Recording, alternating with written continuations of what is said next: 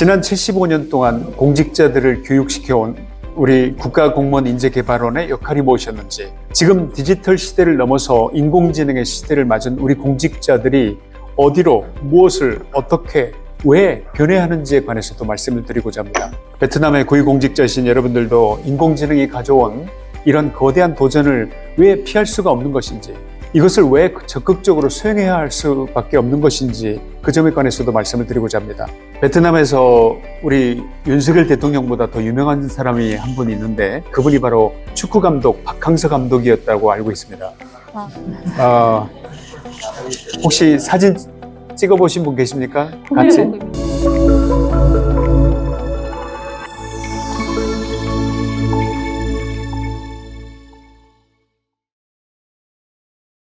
cán bộ rất là nòng cốt và xuất sắc vì tham gia một cái chương trình đào tạo như thế này. 오늘 저의 방문을 따뜻하게 맞아주신 응원 수원탕 HCMA 원장님, 그리고 여러 직원 여러분들께, 그리고 오늘 이 강연을 준비하기 위해서 애써주신 여러분들께 감사를 드립니다. 제가 경험했고 또 제가 직접 보고 느낀 우리 대한민국의 발전상을 잠시 돌아본다면, 지난 한 세기 동안 그 어떤 서구 사회가 경험했던 그런 변화보다 또 컸고 빨랐고 대단히 격렬했다고 생각합니다. 여기 계신 많은 분들이 아시고 계시겠지만, 우리 대한민국은 2차 세계대전 이후에 남북의 분단에 이어서 1950년에 남북 간의 그 전쟁의 참화로 그야말로 전 국토가 잿더미가 되었습니다.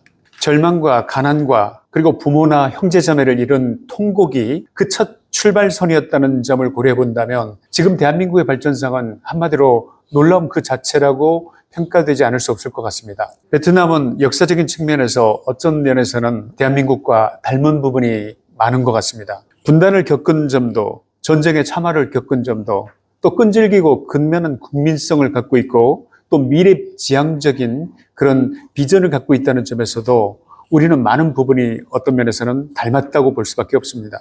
최근에 전 세계의 전문가들은 베트남이 보여주고 있는 경제적인 역동성에 대해서 크게 주목하고 있는 것으로 알고 있습니다. 어쩌면 베트남이 아시아의 차세대 거인이 될지도 모른다, 이런 예상을 하고 있는 것입니다. 저는 오늘 이 자리에서 대한민국의 발전의 초창기에 어떤 일이 있었는지, 그리고 이렇게 빠른 성장을 이루어낸 비결이라는 것이 만약에 있었다면 그것이 무엇이었는지에 대해서 말씀을 드리고자 합니다. 지난 75년 동안 공직자들을 교육시켜온 우리 국가공무원인재개발원의 역할이 무엇이었는지, 지금 디지털 시대를 넘어서 인공지능의 시대를 맞은 우리 공직자들이 어디로, 무엇을, 어떻게, 왜 변해하는지에 관해서도 말씀을 드리고자 합니다. 베트남의 고위공직자이신 여러분들도 인공지능이 가져온 이런 거대한 도전을 왜 피할 수가 없는 것인지, 이것을 왜 적극적으로 수행해야 할 수밖에 없는 것인지, 그 점에 관해서도 말씀을 드리고자 합니다. 제가 알기로 베트남은 1986년 제6차 공산당 대회에서 쇄신이자 혁신이란 뜻의 도이머이라는 경제정책, 그리고 경제개혁과 개방정책을 실시한 것으로 알고 있습니다. 도이머이 정책의 성공적인 집행으로 베트남은 지난 30여 년간 연평균 6% 중반의 높은 경제성장률을 이루어냈습니다. 이는 여타 아세안 국가들 또는 동유럽 주요 체제 전환국의 성과를 크게 상회하는 것입니다. 이와 같이 빠르게 성장 중인 베트남 경제의 미래가 지금까지보다 앞으로가 더 밝아 보이는 이유가 몇 가지가 있다고 생각합니다. 첫째는 1억여 명에 달하는 베트남이 가진 인구의 힘입니다. 인구는 곧 현재의 생산 인력이면서 동시에 미래의 소비 주체로서 베트남의 지속적인 성장을 견인할 핵심 동력이기 때문입니다. 둘째, 15세에서 65세 사이의 근로인구가 인구 전체의 68% 이상을 차지하고 있다는 점입니다. 경제활동의 인구 비율이 이렇게나 높다는 것은 베트남이 가진 어쩌면 최고의 축복일 것입니다. 청년들의 활기와 진취성, 그리고 그 역동성을 가진 늙은 국가 아닌 젊은 국가라는 점, 그 점 때문입니다. 셋째, 사람이 미래다라는 말처럼 국가의 발전은 구성원의 자질과 능력에 의해서 크게 좌우되는 법인데, 베트남 국민들은 근면성실하고 높은 교육열을 가졌고 또 학습 능력 면에서 상당히 뛰어나다고 평가를 받고 있다는 점입니다. 게다가 최근 베트남은 많은 국비 유학생을 해외에 파견해서 우수한 인재를 키우고 있고, 유엔의 디지털 행정 분야 평가에서도 해마다 1위를 기록해 온 우리 대한민국의 공직자들을 파견해서 베트남의 급격한 디지털화를 위한 조치들이 이루어지고 있는 점도 또한 높이 평가됩니다. 넷째, 끈질기고 강인한 민족성입니다. 20세기 중반 전쟁의 참화 속에서도 당당히 다시 일어나서 베트남다운 모든 전통과 문화를 지켜냈다고 알고 있습니다. 이런 점은 우리 대한민국과도 정말 많은 부분에서 닮아 있다는 생각입니다. 지난 반세기 한국 경제의 성장과 발전 과정은 이미 많이 알려져 있는 부분이 있기 때문에 시간을 아끼기 위해서 굵직한 것 몇 가지만 말씀을 드리고자 합니다. 1950년대 초에 우리 한국의 1인당 국민 총소득은 겨우 67달러에 불과했습니다. 그러나 올해 전망치는 3만 5천 달러가 됐고 사실 그동안에 약 477배라는 놀라운 성장을 거두었습니다. 또한 한국은 초격차 기술로서 반도체, 원자력 발전소의 건조 기술 또는 방위산업 등에서 큰 평가를 받고 있는 중입니다. 특히나 경제협력개발기구 DAC의 회원국으로서 윤석열 대통령은 개발도상국에 대한 공적개발 원조 ODA를 크게 늘림으로써 글로벌 중추국가로서의 책임을 다하고 있기도 합니다. 현재 세계 10대 경제 강국으로 평가받을 뿐만 아니라 여러 가지 K-팝을 비롯한 K-드라마 등등 한류를 전 세계에 유행시키는 그런 그 문화 한국을 수출하는 나라로 거듭나고 있는 중입니다. 우리나라가 이러한 성공을 거두게 된 데는 한 가지 중요한 비결이 있다고 생각됩니다. 당시에는 제가 말씀드리려는 그 내용을 미처 깨닫지 못했지만 시간이 지나면서 그게 그거였구나라는 것을 알게 된 그런 부분이 한 가지 있습니다. 전쟁의 잿더미에서 절망에 빠져있던 우리 대한민국은 여러 선진 국가들로부터 저루 복구를 위한 해외援助를 많이 받았습니다. 국가 재건을 위한 마중물과도 같았던 그런 소중한 돈이었는데 당시 이승만 대통령은 이 외국 원조금 중에서 20%를 떼서 이거를 국민을 교육하는 인프라 투자를 했습니다. 교육에 대한 투자는 건물 하나 짓고 공장 하나 짓는 것처럼 눈앞에 당장 나타나는 것이 아니기 때문에 그야말로 20년, 30년을 내다보면서 투자를 했던 것입니다. 몇 가지로 정리를 해서 말씀을 드리자면 첫째, 1950년 당시 우리 국민의 85%가 글을 읽고 쓸 수 없는 문맹이었습니다. 교육 인프라에 대한 투자가 최우선이었다고 생각한 당시의 대통령 이승만은 교육이란 것은 국가 건설의 기본 인프라다. 미래의 고속도로와 같은 것이라는 그런 확신을 갖고 있었습니다. 교육이 미래의 문을 여는 수단이고 또 고속도로가 의미하는 것은 그만큼 빠른 속도로 달리는 길이라는 의미를 갖고 있는 것인데 교육이란 당장에 고속도로를 만들 때는 엄청나게 많은 인력과 노동과 시간이 걸리지만 그걸 한번 뚫어놨을 때 그 길을 통해서 엄청나게 빠른 속도로 이 나라가 변하고 교육이 변하고 공장이 만들어지고 수많은 기술을 습득하는 그 길이 그 도로를 통해서 들어오고 나가고 할 수 있다는 것을 의미하는 것입니다. 둘째, 이 둘째는 여러분들께서도 굉장히 주목을 하실 만한 부분입니다만 공직자에 대한 교육입니다. 1949년에 설립된 우리 국가공무원 인재개발원은 여기에 가장 좋은 인재, 머리 좋은 인재, 가장 우수한 인재들을 끌어들여서 국가행정을 이끌 공직자로 교육시키고 육성을 했습니다. 이들을 국가인재원에 들어오게 해서 기숙사에 숙식을 하면서 기본 역량 교육에서부터 공직가치, 리더십, 그런 역량 교육에 이르기까지 또 국가를 왜 지켜내야 하는지, 국가에 대한 충성이란 것은 어떤 의미를 갖는 것인지 이런 그 국가에 대한 어떤 마음, 국가를 위해서 봉사하는 이 공직자들의 어떤 자세에 이르기까지 모든 부분을 가르쳤습니다. 모든 국민을 가난에서 벗어나게 하겠다라는 그런 목표로 밤을 새워서 건설의 현장에까지 투입되어서 실제로 그들 노동자들과 함께 공직자들이 일을 하는 정도의 그런 성의를 가지고 일을 할 수 있는 그런 동기를 부여하는 그런 곳이기도 했습니다. 그래서 우리 국가인재원은 아주 젊은 영 리더들에서부터 그들이 재교육을 받는 과정에서 과장, 국장, 차관, 장관에 이르기까지 이런 모든 공직자들을 길러내는 그런 산실로서의 역할을 지금 하고 있습니다. 지금 여기 HCMA와 동일한 일이라고 생각을 합니다.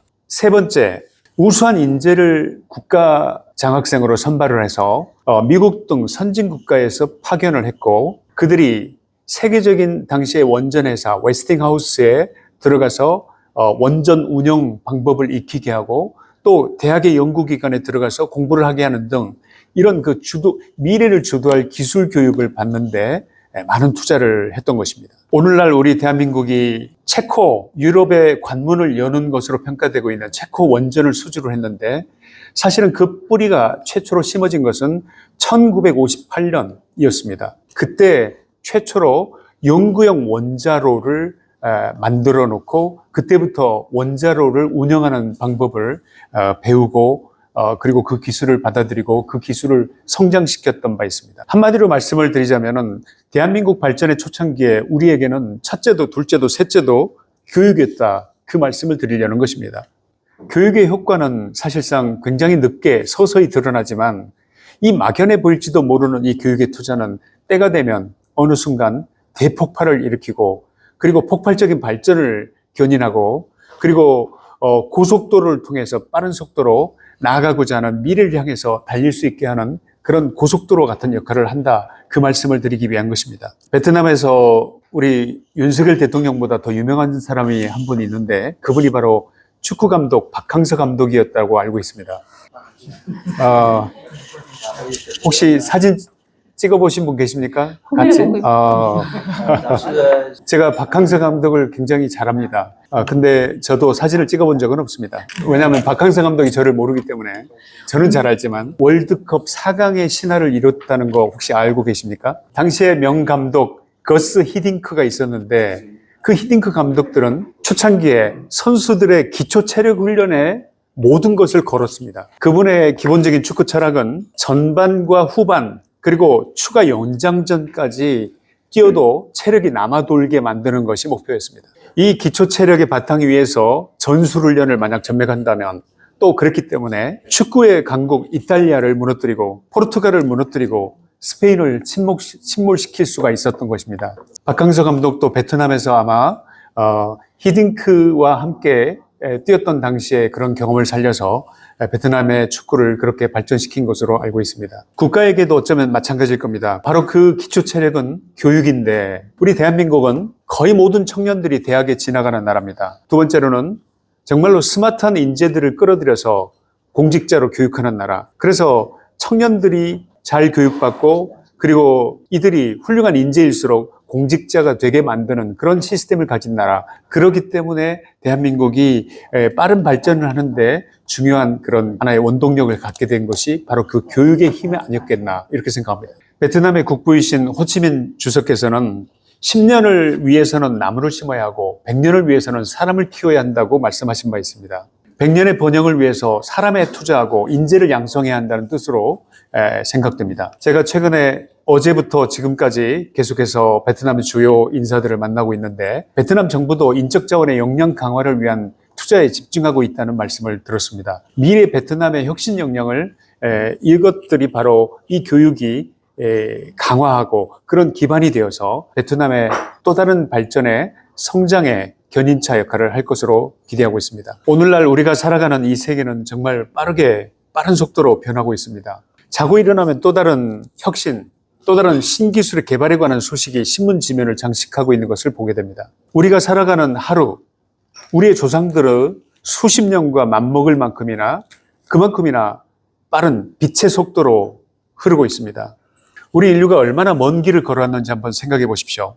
불의 이용, 바퀴의 발명에 이어서 1차, 2차, 3차 산업혁명의 시대를 거쳐오면서 우리 인류는 우리가 이룬 그 모든 진보와 혁신을 정말 자랑스러워했습니다. 여기 있는 우리들 모두는 하루 종일 먹을 것을 찾아 헤매던 그런 원시 시대에 태어나지 않은 것이 얼마나 다행입니까? 그때는 그야말로 생존만이 유일한 목표인 그런 세상, 우리는 그 세상에 태어나지 않은 것이 참으로 다행이다 생각됩니다. 우리에게는 새로운 세상이 있습니다. 우리는 가능한 것의 한계를 넘어서고 우리가 원하는 미래를 창조하는 것, 그것이 진정한 도전인 시대에 우리가 태어나 있으니 우리 얼마나 행운한지 한번 여기서 되새겨 보시기를 바랍니다. 근데 우리 앞에 정말로 큰 도전이 닥치고 있습니다. 이 도전을 우리가 받아들이지 못한다면 우리는 도태되고 말 겁니다. 모든 국가들의 생존이 걸린 문제라고 생각됩니다. 다름 아니라 지금 우리가 맞은 이 시대는 인공지능으로 대표되는 4차 산업혁명의 시대, 바로 이제까지의 혁명과는 완전히 다른, 결이 다른 기계가 사람처럼 생각하고 판단하고 말을 하고 또 행동을 하는 그런 세상이 된 것입니다.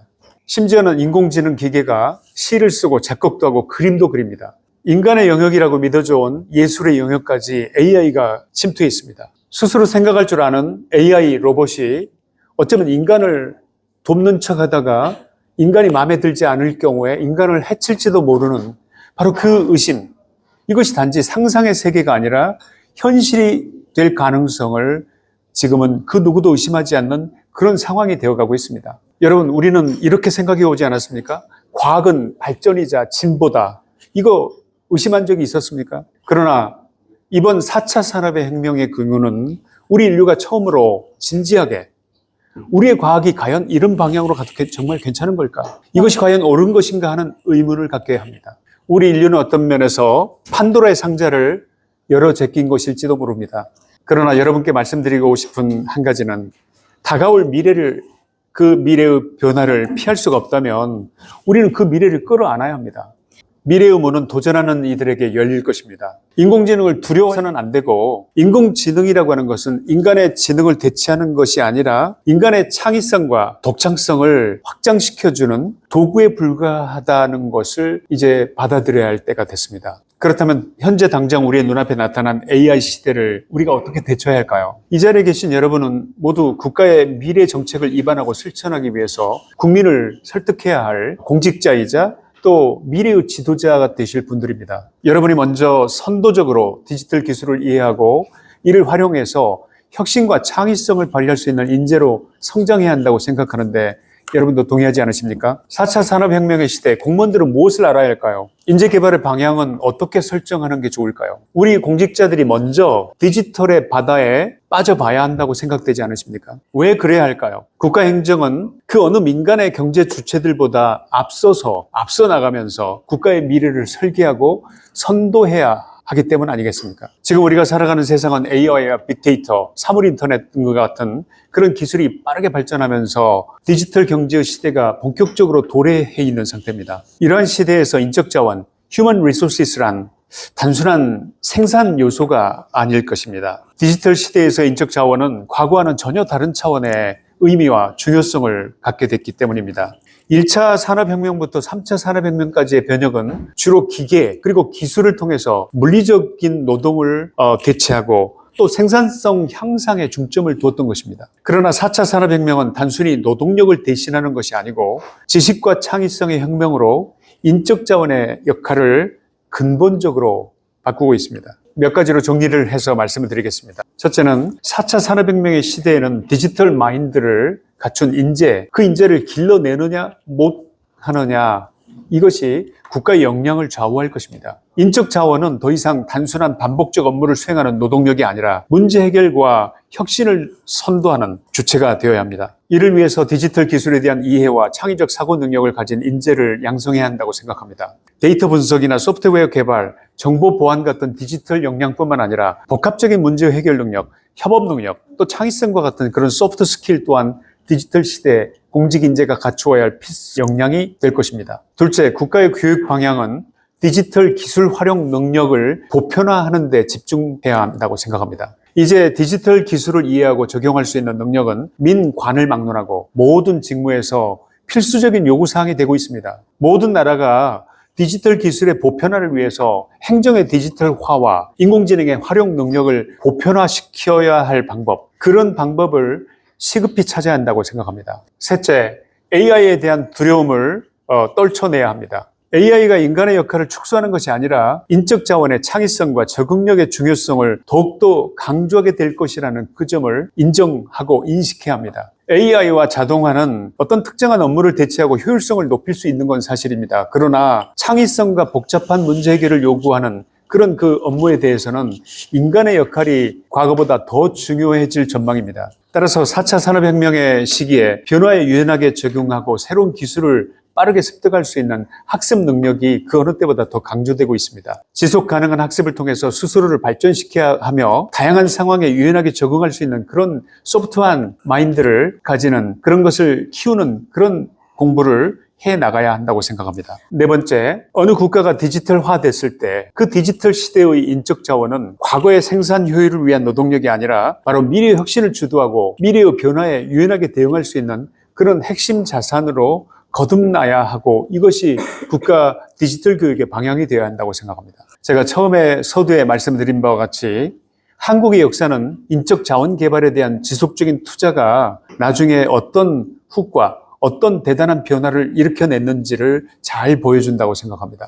이러한 성장의 결정적인 계기를 우리는 바로 교육 그리고 인재 양성에 대한 투자, 바로 이것이었다고 생각을 합니다. 지금 전 세계가 4차 산업혁명의 시대에 그 AI를 선점하기 위한 그런 노력을, 역량을 또는 국가적 역량을 집중하고 있는 그런 상태입니다. AI, 빅데이터, 사물 인터넷과 같은 그런 첨단 기술 분야의 전문가를 육성하기 위한 그런 체계적인 프로그램을 구축하는데 국가의 사활을 걸고 있습니다. 특히나 4차 산업혁명에 대비해서는 인재 양성에 투자를 하는데 우리 대한민국은 인공지능과 빅데이터 같은 미래 기술 분야에서 전문 인력을 확보하기 위한 방안으로 예를 들어서 AI 중심의 대학 그리고 빅데이터 연구소를 설립했고 또 공무원을 대상으로 한 디지털 역량 강화 교육을 적극적으로 확대하고 있는 중입니다. 또한 1919년부터 시행 중인 중요한 일이 있는데 AI 소프트웨어 중심의 대학 사업을 했습니다. 대학이 AI 인재, 소프트웨어 인재를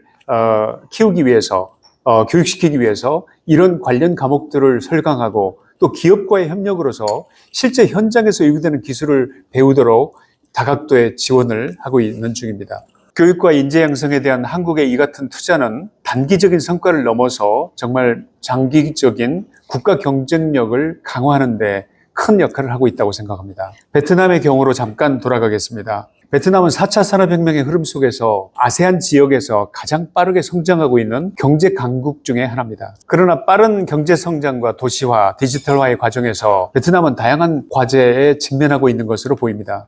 이미 베트남도 디지털 역량 강화를 위해서 많은 노력을 하고 있는 것으로 알고 있습니다. 디지털 전환을 위한 인적 자원 개발과 그리고 프로그램들 이런 것들이 긍정적인 결과를 이미 보이고 있다고 들었습니다. 1000명 이상의 디지털 전환 전문가 양성 교육 프로그램을 통해서 공무원과 기업 종사자들의 역량을 강화하고 있고 또 다낭과 호치민시 같은 지역에서는 디지털 기술 교육과 코칭 프로그램이 효과적으로 시행이 되고 있어 그래서 경쟁력이 높아지고 디지털 전환 수요에 적극적으로 부응하고 있다는 점 그런 점은 매우 긍정적인 신호라고 생각합니다.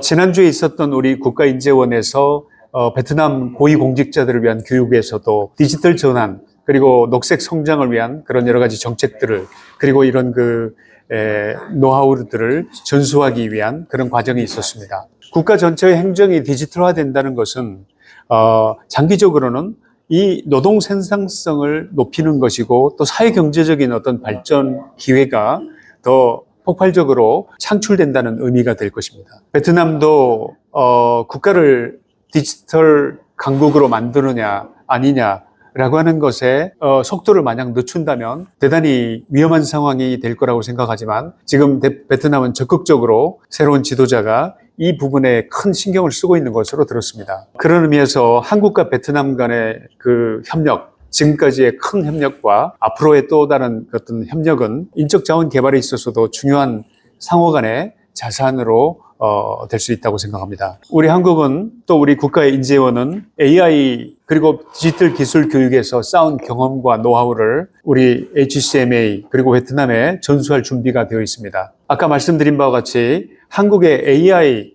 소프트웨어 중심 대학 사업과 같은 그런 모델을 베트남에서 도입해서 AI, 빅데이터, 사물인터넷과 같은 그런 핵심 기술에 대한 전문 교육을 강화해 나갈 수 있다고 생각합니다. 양국 간의 인재 교육 프로그램을 통해서 그리고 이번에 HCMA와 함께 우리 체결한 그 MOU를 통해서 HCMA 그리고 우리 NHI가 함께 베트남의 젊은 인재들 이들을 서로 기술과 경험을 나누고 협력할 기회를 제공하는 그런 기회로 만드는 것 그런 것을 우리는 기대하고 있습니다. 마지막으로 우리 인재원에서 AI 활용 가이드북에 대해서 소개를 하면서 강의를 마치려고 합니다. AI의 기술 발전은 인간의 지적 능력을 대체하고 그러면서도 또 인간을 뛰어넘을 그런 위험성이 있다는 점에서 어쩌면 우리는 AI의 가능성과 AI가 가진 어떤 위험성 두 가지를 다 염두에 둔 어떤 의미에서는 판도라의 상자를 열어버린 것인지도 모릅니다. AI를 통해서 국가 정책을 기획한다, 입안을 한다.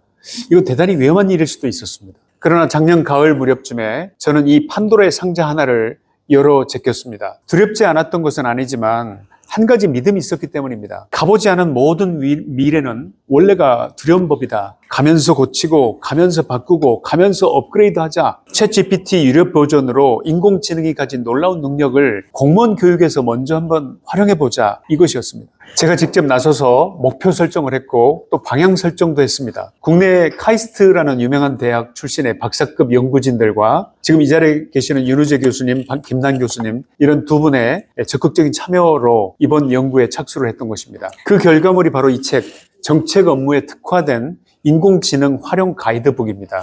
이 가이드북에 4가지를 담아냈습니다. 첫째는 정책 기획의 각 단계별 플로우를 규격화했습니다. 둘째는 정책 입안 단계별로 어떤 프롬프트를, 어떤 명령어를 어떻게 입력해야 할지 또는 입력해서는 안 되는 프롬프트는 무엇인지 사례 위주로 설명을 넣었습니다. 그렇게 해서 정책 기획 보고서를 AI가 창출해내면 그 결과물을 샘플로 제시했습니다. 네 번째, 교육생들에게는 원래 연습이 필요합니다. 원래 이거는 우리 교육생들을 위해서 만든 것이기 때문에 그래서 연습 예제 300개의 정책 기획 연습 예제들을 제시해서 배운 것을 적용하고 학습할 수 있도록 했습니다. 아시다시피 챗GPT는 그 제공된 자료를 학습해서 자신의 데이터베이스로 통합해버리는 그런 기능이 있기 때문에 비밀스럽게 해야 할 국가 업무의 특성상 입력하지 말아야 할 예민한 내용이 입력될 가능성, 그 위험성도 고려하지 않을 수 없었습니다. 그러나 염려하면서 아예 시작을 하지 말아야 하느냐, 아니면 위험하더라도 일단 시작하면서 문제점을 보완해 나갈 것이냐 중에서 저는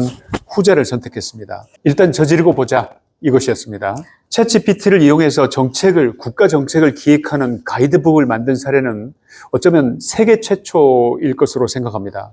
이 가이드북이 만들어졌을 때 대통령실에 방문해서 대통령님의 책상 위에 그리고 각 비서관들의 책상 위에 이 책을 갖다 놨습니다. 수많은 외국의 행정기관들과 공무원 교육기관에도 영어로 영문화 시켜서 이걸 다 보냈습니다. 일부 국가에서는 이 가이드북을 자기 나라 말로 번역을 해서 그 국가 인증과 같은 그런 기능에 공직자 교육을 위한 인공지능 기본서로 이 책을 사용하기 시작했습니다. 우리 대한민국의 여러 부처가 수많은 홍보 책자를 만들고 있습니다. 그러나 이 가이드북이 무려 다운로드 횟수가 5,000회를 넘어섰습니다. 이는 정부 부처가 발간한 문서로서는 이렇게 많은 다운로드를 기록한 사례는 거의 전무후무한 게 아니었나라고 생각을 하는 사람들이 많습니다. 해외 기관에 보내기 위해서 사실 오늘 가지고 온 거는 우리 한글로 된 게 아니고 영어로 이게 번역이 된 책자를 가지고 왔습니다.